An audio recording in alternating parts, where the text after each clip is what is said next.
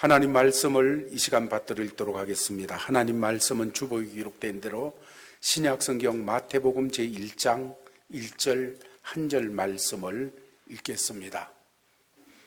우리 다 같이 자막에 나와 있습니다. 한 음성으로 읽도록 하겠습니다. 시작. 아브라함과 다윗의 자손 예수 그리스도의 계보라. 아멘. 오늘날 우리가 살아가는 이 세상에는 온갖 소리들이 꽉 차 있는 그런 세상이 되어져 있습니다. 옛날에는 동네의 소식밖에 모르면서 동네에서 들리던 그런 소리를 듣고 살았지만은 요즘은 세계가 지구촌이 되어져서 세계 구석구석에서 일어나는 일들이 온갖 매체를 통하여 뉴스라는 이름으로 우리에게 다가오게 되어지지요. TV를 통해서, 라디오를 통해서, 또 유튜브나 인터넷을 통하여서 많은 소리들이 들려오게 되어지는데, 그 많은 소리들 대부분을 들으면서 기분이 좋아지는 소리보다는 기분이 나빠지는 그런 소리들이 참 많고, 그런 소리들을 들을 때 우리 마음이 은혜롭게 되고 더 주님을 사랑하고 사모하고 이웃을 사랑하게 되어지는 그런 마음보다는 오히려 그런 소리들을 들으면서 내 마음도 강팍해지고 완고해지고 그런 소리들이 참 많음을 우리는 보게 되어집니다. 가령 한국에서 들려오는 진보와 보수의 대립이 되어진 그런 소리를 들으면서 어떤 사람들은 그 소리를 들으면서 마음이 불편해지기도 하고 오히려 또 상대편에 대해서 참으로 공격적인 그런 마음이 생겨지고, 그것이 더 넘어가면 정죄하는 마음이 되어지고, 또한 그것을 넘어가서 참으로 죄된 마음이 생겨지는 그런 부분들까지 많음을 우리는 알면서 그런 세상 속에서 우리는 살아가고 있습니다. 들려오는 온갖 소식들이 우리를 불편하게 만들고 우리의 신앙을 참으로 약화시키는 이런 것들이 너무 많은 그런 시대 속에 살아가는 우리들, 이런 우리들에게 정말 기쁜 소식은 없을까? 정말 복된 소식은 없을까? 오늘 마태복음을 기록한 예수님의 제자 마태는 우리에게 기쁜 소식이 있다고 말씀을 하고 있습니다. 그래서 마태는 마태복음이라고 하는 이러한 기쁜 소식을, 복음은 기쁜 소식이라는 뜻인데 이 기쁜 소식을 우리에게 전해주는 그런 말씀을 선포하고 있습니다. 마태가 기쁜 소식이라고 하는 이 세상 그 누구에게도 기쁜 소식이라고 하는 그 기쁜 소식의 내용은 주 예수 그리스도를 말하고 있습니다. 주 예수 그리스도는 누구에게든지 기쁜 소식이 되어지는 그런 분이십니다. 환자에게도, 건강한 사람에게도, 가난한 자에게도, 아니면 삶의 여러 부분에 어지러이 흐트러진 그런 삶을 걷고 있는 사람에게도 예수는 기쁜 소식입니다.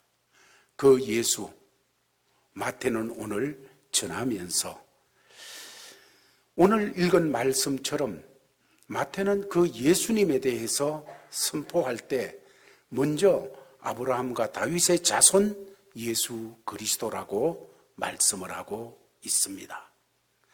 마태가 선포한 이 복음, 마태복음, 이 마태복음이라는 말씀을 통해서 선포하고 싶은 그 복음, 예수 그리스도인데 이 예수는 어떤 면에서 우리에게 기쁜 소식이 되어지느냐? 첫 번째로 예수는 복음으로서 하나님의 약속하신 것을 우리에게 이루신, 우리에게 응답이 되신 그런 면에서 우리에게 기쁜 소식입니다. 아브라함과 다윗의 자손 예수 그리스도의 계보라. 마태복음은 원래 구약 성경을 가지고 있던, 그래서 구약의 많은 말씀들과 약속들을 가지고 있던 유대인들이 1차 대상으로 이 성경을 읽도록 그렇게 말씀을 기록했습니다. 그리고 이어서 많은 온 세계의 모든 민족이 이 말씀을 읽고 구원받도록 한 말씀이지요. 그래서 마태복음에는 많은 부분이 구약에 하나님께서 여러 사람들을 통해서 약속하신 그 내용들이 많이 인용이 되고 있습니다. 그렇게 인용을 하면서 그렇게 많은 약속하신 내용들이 마태는 예수 그리스도를 통해서 우리에게 이루어졌다 하는 것을 선포하고 있습니다. 그래서 예수는 우리에게 기쁜 소식이 된다고 말하고 있는 것이지요.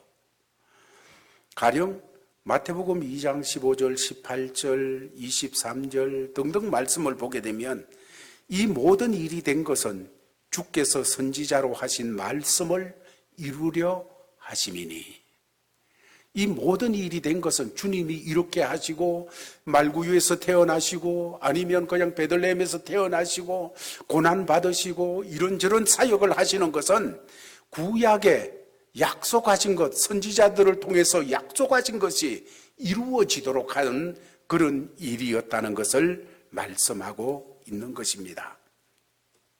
하나님이 구약 성경에 약속하신 약속 중에 참 중요한 약속 중에 하나가 하나님이 믿음의 조상 아브라함을 부르시면서 하신 아브라함과 맺으신 언약입니다. 창세기 12장에 보면 아브라함은 갈대아 우르에서 하나님 없이 살던 사람인데 하나님께서 그 아브라함을 부르시면서 갈대아 우르를 떠나 새로운 땅으로 갈 것을 명령하시지요. 그렇게 명령을 하시면서 약속을 주시는데 그 약속이 바로 아브라함과 맺으신 언약입니다. 우리는 창세기 12장에서 그 내용을 여러 번 읽어서 알고 있습니다. 하나님께서는 창세기 12장 2절에서 3절까지 이렇게 아브라함을 부르시면서 약속을 하십니다. 같이 한번 읽겠습니다. 시작.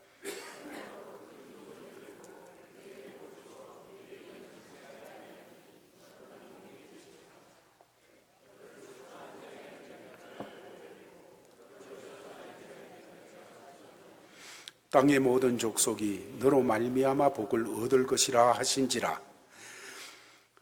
한 사람 아브라함, 이 아브라함이 하나님의 부르심을 받아 나가는 그 일을 통하여서 하나님께서는 모든 민족, 모든 사람들에게 복이 되도록 하는, 아브라함이 복이 되도록 하는 이러한 약속을 해 주시는데 이것은 아브라함의 후손인 예수 그리스도를 통하여서 나타날 복음의 약속이었습니다.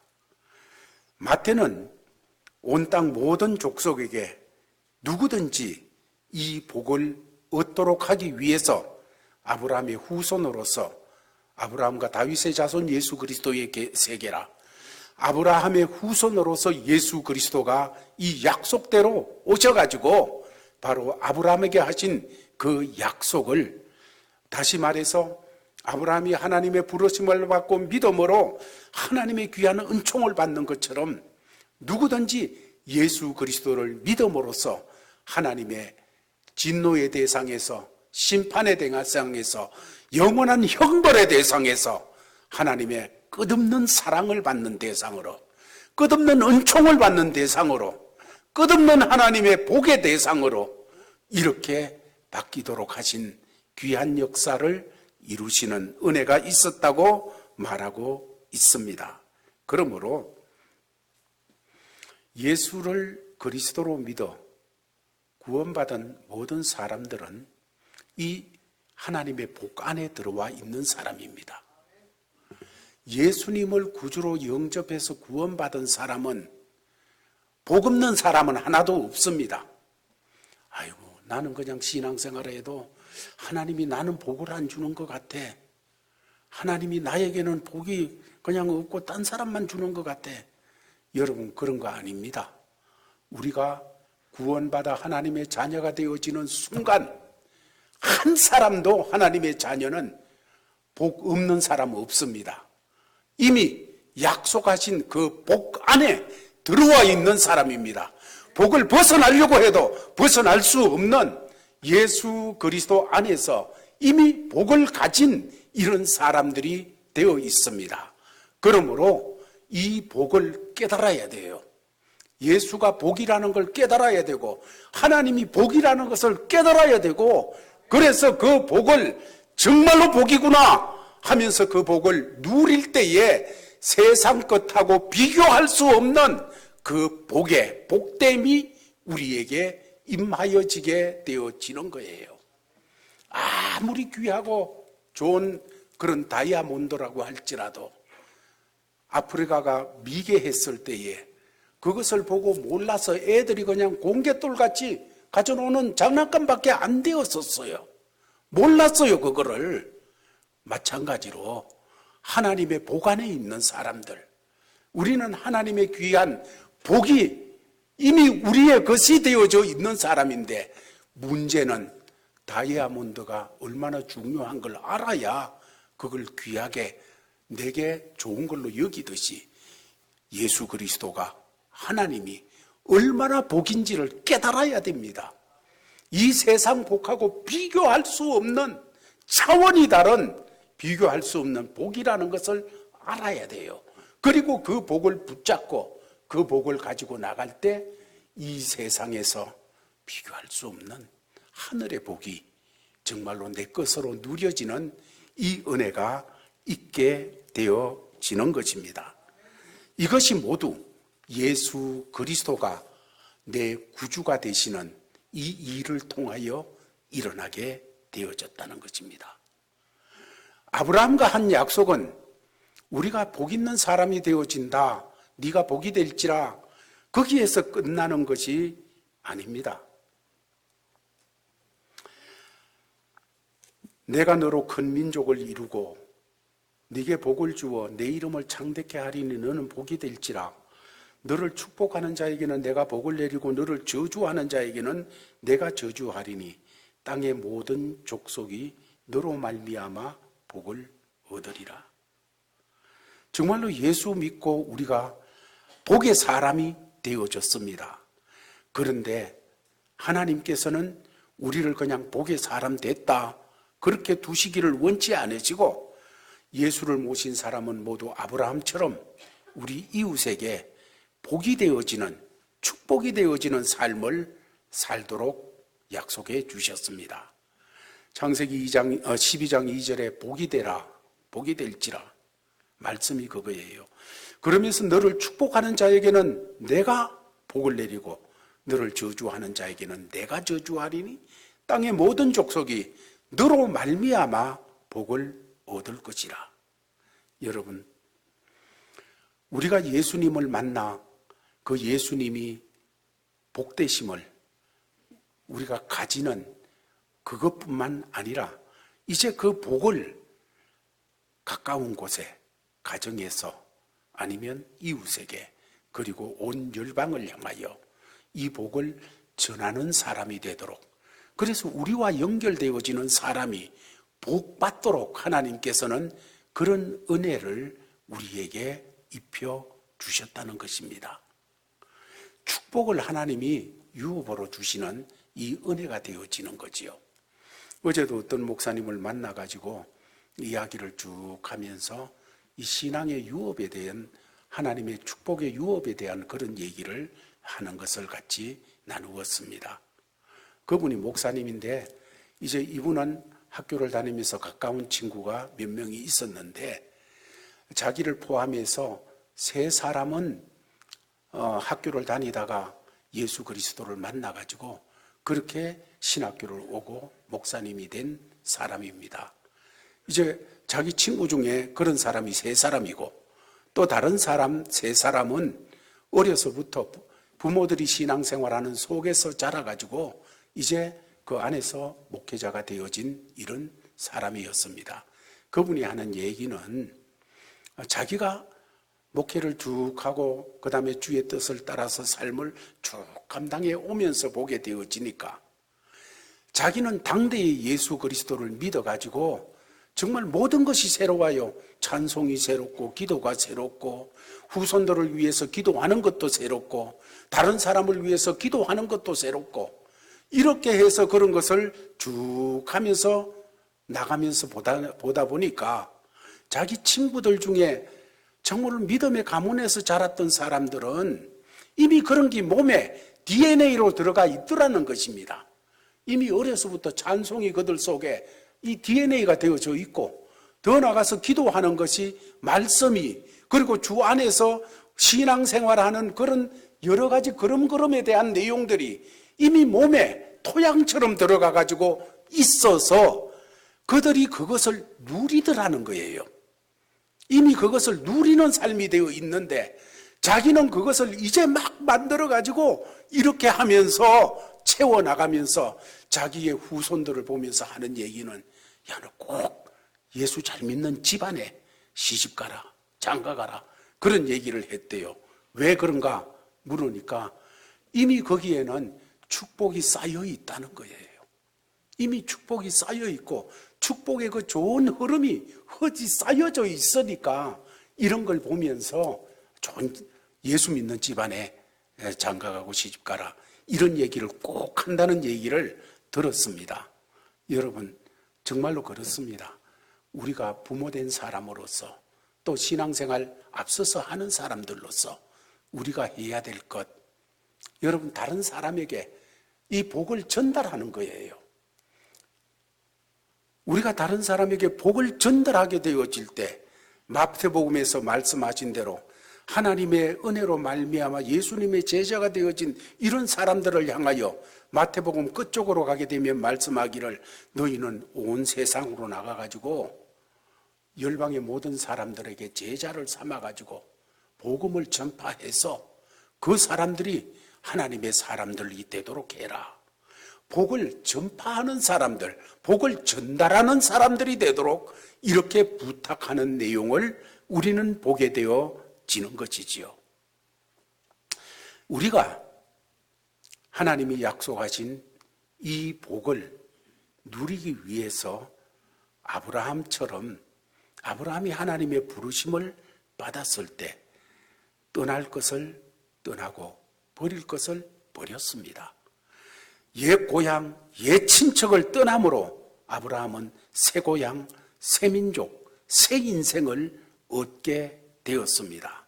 복음은 이렇게 주 예수 그리스도를 믿음으로 주님이 이끄시는 그 주님의 이끄심을 쫓아 나가는 삶을 위해서 버릴 걸 버리고 끊을 걸 끊고 따를 걸 따르고 이렇게 결단하여 나가는 곳에 여러분, 아브라함에게 약속하신 복, 그리고 우리에게 약속하신 그 복이 예수 그리스도 안에서 풍성하게 넘쳐날 줄로 믿습니다. 이런 성도들이 되기를 주의 이름으로 축원합니다. 더 나아가서 마태가 증거하는 우리에게 기쁜 소식, 그 예수 그리스도는 예수님을 통하여서 하나님의 왕국이 이 땅에 임하게 하는 왕이 되시는 분이십니다. 마태복음 2장 2절을 보면 동방의 박사들이 베들레헴에 나신 예수님을 찾아서 오다가 예루살렘에 들려서 이런 얘기를 합니다. 유대인의 왕으로 나시니가 어디 계시냐? 우리가 동방에서부터 그의 별을 보고 그에게 경배하러 왔노라. 동방에 있던 이 별을 연구하고 하던 이런 박사들이 별이 나타났는데 뭐 어느 왕이 났다, 어느 새로운 왕이 세워졌다, 그 정도가 아니라 놀라운 왕이 태어났다는 것을 이 별을 보고 깨닫습니다. 그래서 먼 길을 쫓아서 예수님에게 경배하러 오다가 예루살렘에 들러서 하는 말이, 왕이 어디서 났느냐? 우리가 그 왕의 별을 보고 여기까지 왔다 하는 얘기를 하는 것을 보게 됩니다. 예수는 왕이시라는 겁니다. 기쁜 소식은 예수가 우리의 왕이라는 것을 마태는 증거하고 있는 거지요. 마태는 사람들에게 기쁨을 주지 못하던 사람이었습니다. 옛날에 세리였을 때 유대인들에게 세금을 착취해가지고 로마에게 갖다 바치면서 유대인을 기쁘게 하는 것이 아니라 로마를 기쁘게 하던 이런 사람이었습니다. 이런 마태가 이제 구약 성경이 말하는 진정한 정말로 인류가 갈망하고 유대인들이 갈망하는 그 희망의 복음을 선포하게 되어지는 그 말씀인데, 당시 로마에 짓눌려 사람들이 살고 있었습니다. 그들의 유일한 희망은 정말로 그들이 성군으로 여기고 그들이 존경하고 그들이 사모하는 다윗 왕국과 같은 그런 시대가 그들에게 다시 오는 것이었습니다. 이것이 그들이 사모하는 바고 소망이었습니다.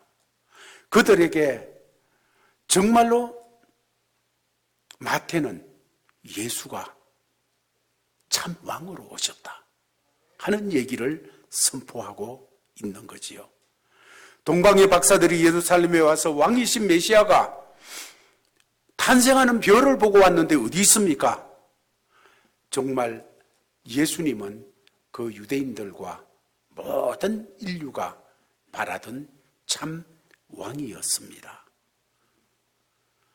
마태복음 13장을 통하여서 하나님 나라에 대해서 예수님께서 여러 가지 비유로 우리에게 말씀을 하시면서 그 하나님 나라의 왕에 대해서 말하고 또한 그 나라의 백성에 대해서 본질에 대해서 말씀하는 내용이 나옵니다. 여기서 중요한 것은 그 나라의 왕입니다. 여러분, 왕의 책임이 뭡니까? 왕은 다스리는 분입니다. 인생을 살면서 정말로 큰 고민은 누가 나를 다스릴 것인가? 누가 나를 다스리는가? 하는 문제예요.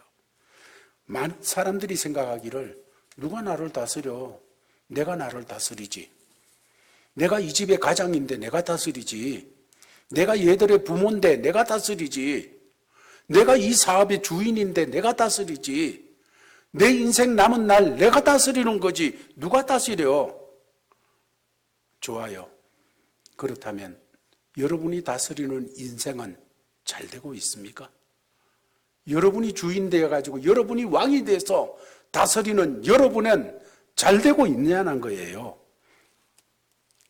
옛날에 그 독일에서 있었던 일이라고 예화에 나오는데, 어떤 왕이 이제 민정 시찰을 나가기 위해서 평민복을 입고 이제 나갔습니다. 길거리로 나갔어요. 어느 공원에 들어가게 되니까 한 노인을 만납니다. 노인을 만나가지고 이제 인사를 하게 되지요. 노인을 보면서 어르신 뭐 하시는 분입니까? 물으니까 나요? 나는 왕이지요. 하고 이 노인이 대답을 하는 거예요. 아, 그러십니까? 그러면 실례지만은 어느 나라를 다스리는 왕이십니까? 하고 묻게 되어지니까 이 노인이 대답하기를 나는 나 자신의 왕국의 왕이요 하는 얘기를 합니다. 나 자신의 왕국의 왕이라는 거예요. 그때 이 왕이 다시 한번 이런 질문을 합니다. 그 나라가 잘 다스려지고 있습니까? 물으니까 노인이 풀죽은 목소리로 그저 그렇지요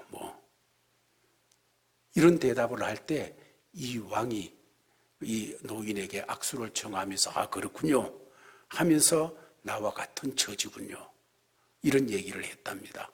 왕도 자기가 나라를 다스리니까 그게 잘 안 되었습니다. 이 노인도 자기 왕국을 다스리면서 잘 안 되었다는 거지요. 이거는 마치 우리 인생이 자기가 주인이 되어져 가지고 자기의 왕국을, 자기의 인생길을 왕이 돼서 아무리 그냥 잘하려고 애써도 잘 안 된다는 얘기예요. 이런 우리에게 마태는 말합니다. 예수 그리스도 그분은 왕이시라. 마태는 이 마태복음을 통하여 가지고 땅 위의 모든 지도자들, 왕들, 윗사람들, 조금 더 힘이 있는 사람들, 이런 사람들에게 낙심하고 또 더 나가서 스스로에게도 절망할 수밖에 없는 숱한 사람에게 다른 분이 있다. 다른 왕이 있다. 다른 윗사람이 있다. 다른 가진 자가 있다. 다른 힘 있는 자가 있다 하는 것을 말씀하시지요. 그래서 마태복음에 보면 많은 사람들이 예수님에게 나오면서 하는 말이 다윗의 자손이여 나를 불쌍히 여기소서 하면서 나와요. 다윗의 자손은 왕이라는 얘기예요. 다윗의 자손이여 나를 불쌍히 여기소서. 그럴 때 그 다윗의 자손 왕이 맹인을 눈을 보게도 하고 귀신 들렸던 사람을 자유케 하기도 하고 참으로 숱한 어두움에 사로잡히고 어려운 문제에 사로잡힌 사람들의 그 자유함을 주고 병에서 노임을 받게 하고 그래서 그들이 하나님이 다스리는 하나님 나라의 백성이 되도록 하는 그 모습을 보게 되어집니다. 이것이 바로 마태가 선포하고 있는 우리에게 기쁨이 되는 바로 예수 그리스도를 말씀하고 있는 것이에요. 마태가 전하는 복음의 본질은 예수님이 하나님 나라의 왕으로서 하나님께서 기름 부으신 왕으로서 우리에게 오셔서 우리의 왕이 되시는 분이다. 이분을 왕으로 모시면 이분을 왕으로 붙잡고 그 앞에 내가 무릎 꿇는 삶을 살면 왕 되신 그분이 바람과 바다도 잔잔케 했었고 왕 되신 그분이 군대 귀신 들렸을 때도 자유함을 주시고 왕이신 그분이 죽음 앞에서도 요단강 앞에 이르는 그 자리에서도 왕이신 그분은 걱정하지 마라, 두려워하지 마라, 진정한 자유를 주시고 생명을 주시는 왕이시라고 우리에게 말씀하고 있는 겁니다. 이분에게 통치를 받는 이 삶, 이것이 우리에게 복된 소식이에요. 세 번째로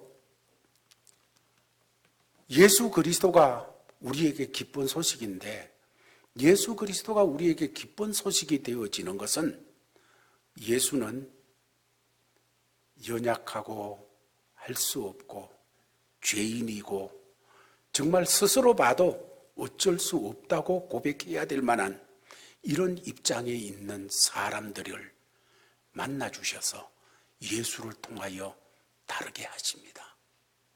예수를 통하여 가치 있게 하시고 새롭게 하시고 복이 되게 하시고 모든 속에 은혜가 넘치도록 하시는 그 역사를 베푸시는 분이지요. 마태복음 1장을 보게 되면 마태가 예수님의 족보를 기록하면서 그 특성 중에 하나는 예수님의 조상들 중에 말도 안 되는 정말 그런 사람들을 과감하게 노출시키면서 얘기하고 있다는 것입니다. 세리 마태는 유대인들이 정오하는 로마 정부에 붙어서 일하던 사람이었어요. 유대인을 기쁘게 하는 것이 아니라 로마를 기쁘게 하던 그런 사람이었습니다. 그래서 그에게는 민족 반역자라고 하는 정말로 수치스러운 그런 이름이 뒤에 꼬리처럼 따라다닐 수밖에 없는 그런 사람이었지요. 그러던 그가 예수를 만나서 예수가 나의 메시아라는 구주라는 그 사실을 알고 예수와 함께 하게 되어지니까 그가 바뀌어져서 유대인들에게 정말 희망이 되는 정말 기쁨이 되는 복음을 선포하는 이런 사람으로 바뀌어지게 되어서 이 마태가 누구보다도 은혜가 뭔지를 체험한 사람이었습니다. 그러면서 마태는 예수님의 족보를 기록하면서 당시에 족보에 기록될 수 없었던 여인들의 이름을 기록하게 되는데 4명이나 등장시킵니다. 그 4명은 어떤 사람입니까? 첫 번째 나오는 다말이라고 하는 사람은 시아버지를 성적으로 유혹했던 그런 여인이었습니다. 다음에 라합이라고 하는 여인이 나오는데 이 사람은 기생이라 혹은 창녀라 이렇게 불려지는 사람이었습니다. 다음에 세 번째로 나오는 여인은 우리아의 아내 밧세바라고 하는데 다윗의 인생에 정말 유일한 스캔들이 되어지는 그런 일로 말미암아 징계를 받게 했던 그런 이 불륜의 여인이었습니다. 또한 룻이라는 여인이 나오는데 이 여인도 유대인들에게는 개처럼 취급을 당하는 이방 여인이었습니다. 그러므로 이 네 사람 다 정말로 보통 사람보다가 수준이 훨씬 더 평균 이하의 가치를 인정받는 그런 사람밖에 되지 않던 이런 여인들이었는데 이들을 등장시켜서 예수님의 족보에 똑같다가 기록해 놓는 마태의 모습입니다. 왜 그렇습니까? 마태가 은혜가 뭔지를 알았어요. 마태가 세리로 살다가 예수님 때문에 은혜가 뭔지를 알게 되어진 사람이었거든요. 그 예수, 죄인의 구주이신 예수가 친히 이런 혈통 속에 오셔가지고 이들이 모두 다 빛나도록 하시는 그 역사를 이루셨다는 것입니다. 메시아를 이 땅에 보내시기 위해서 세상에서 평균 이하, 어쩌면 버림받은 사람들과 같은 이런 사람들을 사용하셔서 예수님 때문에 빛이 나게 하신 그 하나님께서는 오늘날도 마찬가지입니다. 오늘날 세상 사람들이 어떻게 평가하든지 내가 예수 안에만 있게 되면, 내가 이 예수를 붙잡게 되면 예수께서는 가장 새롭게 하십니다. 가장 가치 있게 하십니다. 가장 하나님께서 쓰시는 통로가 되게 하시는 이런 역사가 있게 됨을 보게 되어지는 것이지요. 여러분, 우리가 많이 들었던 예화 중에 존 뉴턴에 대한 예화가 참으로 있습니다. 존 뉴턴이라는 사람은 영국 사람으로서 18세기 당시에 노예 무역을 하던 사람이었습니다. 아프리카에 있는 노예들을 보면서 사람 취급을 안 했습니다. 그냥 하나의 상품이었습니다. 하나하나에 얼마 돈벌이. 그래서 그냥 돈이었어요. 이렇게 보이는 사람들을 그냥 아프리카에서 사다가 이제 유럽에 갖다 팔고 그래서 돈벌이를 하고 이러던 사람이었습니다. 그러던 그가 무역을 하는 중에 한 번은 풍랑을 만나게 되어지지요.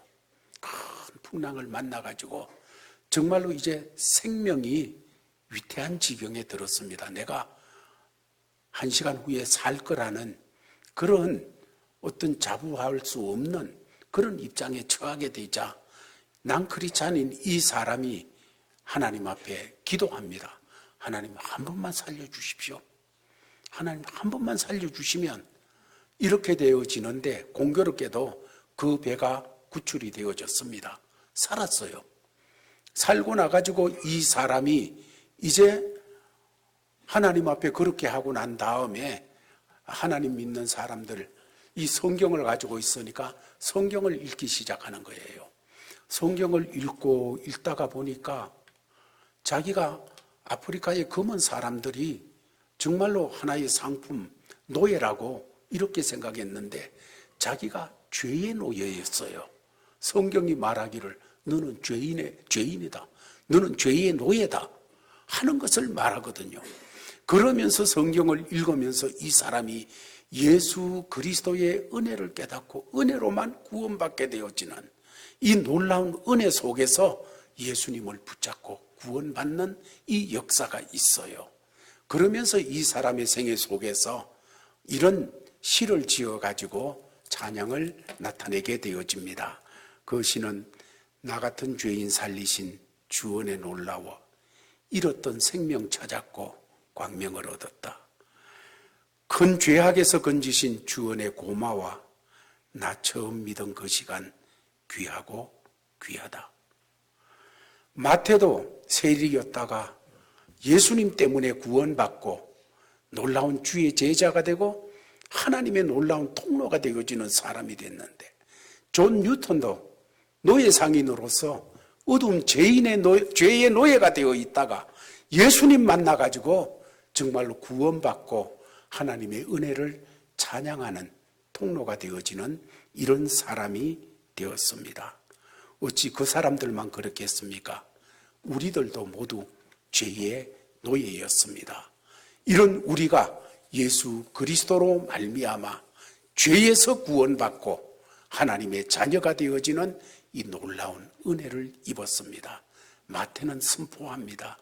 마태복음이라는 이 성경을 통하여 마태가 정말 가슴 속에 있던 것을 선포하면서 우리 인류의 기쁜 소식은 모든 사람, 어떤 형편에 있는 사람에게도 정말 기쁜 소식은 예수 그리스도. 그 예수가 우리의 구주라는 이 사실입니다.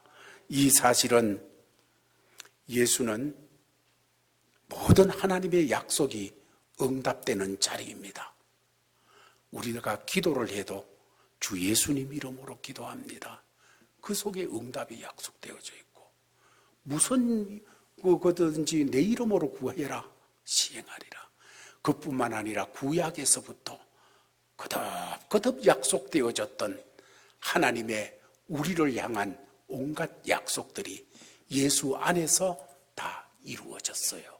그러므로 예수 붙잡으면 그 복을 받은 사람이 되어져 있습니다.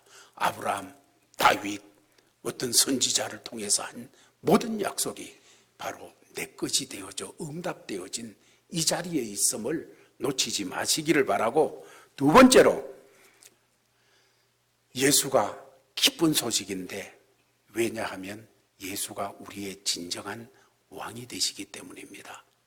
예수님이 왕이 되시니까 보리떡 5개, 물고기 2마리도 5,000명을 먹고도 남는 역사가 있었고, 예수님이 왕이 되어지는 자리에 모든 문제가 은총으로 바뀌는 이런 역사가 있었습니다. 오늘날에도 예수님을 왕으로 인정하시기 바랍니다. 예수님을 왕으로 높이 세우시기를 바랍니다. 그때의 문제라고 여겨지던 것이 하나님의 복으로 바뀌어지는 역사가 일어나게 될 줄로 믿습니다. 더 나아가서 마지막으로 예수님이 복음인데, 이 복음이 예수님은 얼마나 놀라운지, 세상이 그냥 손가락질하고 온 지구가 손가락질하는 사람이라고 할지라도 예수 앞으로 가게 되면 그 사람 통해 하나님 복이 전달되어져요. 하나님 은혜가 나타나고 하나님께서 새롭게 만드시고 보라 새 것이 되었도다 하는 놀라운 자리로 이끄시는 이 은총이 있거든요. 바로 그래서 예수는 우리의 복음이라고 말씀하고 있습니다.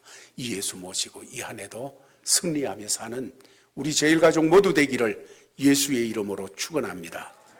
아버지 하나님 감사합니다. 주신 말씀 받았사오니 이 받은 말씀을 마음에 새기고 그냥 품고 있는 것만이 아니라 이 말씀 쫓아서 걸음걸음을 이 안에 살아갈 수 있도록 아버지 도와주시옵소서.